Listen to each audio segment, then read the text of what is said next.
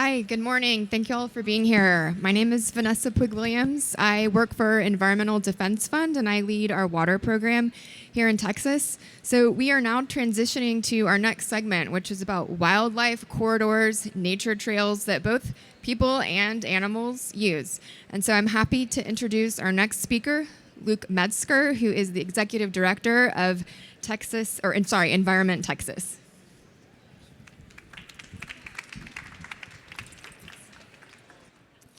Good morning.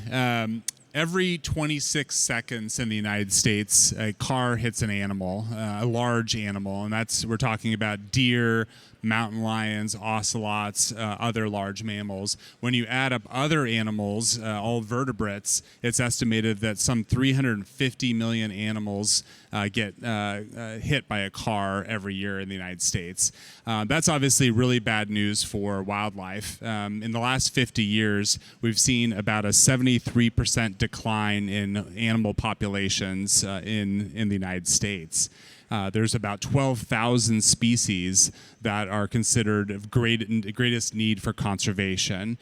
So animals are really struggling, but so are people. We know that in the United States, thousands of people get injured every year from these collisions. Hundreds die, and no more place does this happen more frequently than in Texas. We're #1 in the nation for animal vehicle collisions, with Austin and San Antonio regions being the top in the country for insurance claims related to animal vehicle collisions. So that's causing loss of human life, animal life, as well as close to $1 billion in property damage every year.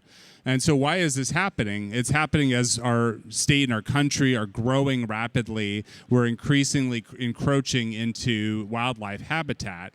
And as we crisscross the state with new roads and housing developments, animals are increasingly getting trapped into smaller and smaller pockets of land, such that they're forced to cross busy roads in order to find food, to find mates. And so the good news is that there's a simple solution to help animals get across the road safely, and that is to find a different way for them to get across through animal crossings. And so what I'm talking about here are simple things like fencing, tunnels, bridges, even ledges on culverts that help animals get across without needing to cross a busy road. And these have been found to be very effective, reducing collisions by as much as 97%. So we're seeing these kinds of crossings being built all around the world.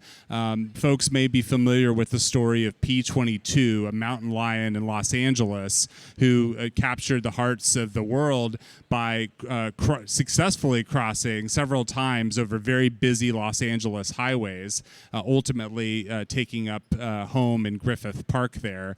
Unfortunately, P-22 ultimately succumbed to injuries associated with a collision. The good news and the good story coming out of that is now that there is a bridge being built over the Hollywood freeway that'll be the largest wildlife crossing in the world when it's completed. This is happening here in Texas as well, when we have a very endangered population of ocelots in South Texas, and when TxDOT was working to expand roads in South Texas, the Fish and Wildlife Service told them they had to take steps to protect ocelots from these collisions, and so they've been building tunnels throughout the South Texas region to help ocelots as well as there are other animals. We're now starting to see in Houston, there's been a land bridge built over in Memorial Park, in San Antonio, the Tobin Land Bridge in Phil Hardberger Park. So these are popping up all around, but we need to do far more. The University of Texas Center for Transportation Research did a study a few years ago, and they identified over 100 different road segments in Texas where if we built one of these crossings, it would more than pay for itself through avoided property damage and loss of human life, not even factoring in the wildlife values of these crossings. So they make sense, but thus far, it's not the default position for TxDOT or other agencies to incorporate them. We need that to change. We're starting to see some action at the federal level. The bipartisan infrastructure law included $350 million to provide funding to help build these crossings. Texas has received some of those funds. And then federally, there's a bipartisan bill called the Wildlife Movement Through Partnerships Act, co-sponsored by Congressman Zinke of Montana and Representative Beyer of Virginia, that would both help do research to track the movements of wildlife, to better understand migratory paths and where we need to build these crossings, but also to provide funds to help states incorporate them. And so the good news is that we can take major action to help save lives, save money, and protect animals through these crossings. These are common sense solutions. We're already seeing some action with TxDOT. They, in addition to starting to build some of the crossings, they updated their design manuals for engineers to allow these kinds of designs, including ledges on culverts, as I mentioned, which help small animals get across, to be built in these, but they're not the default. They're not required.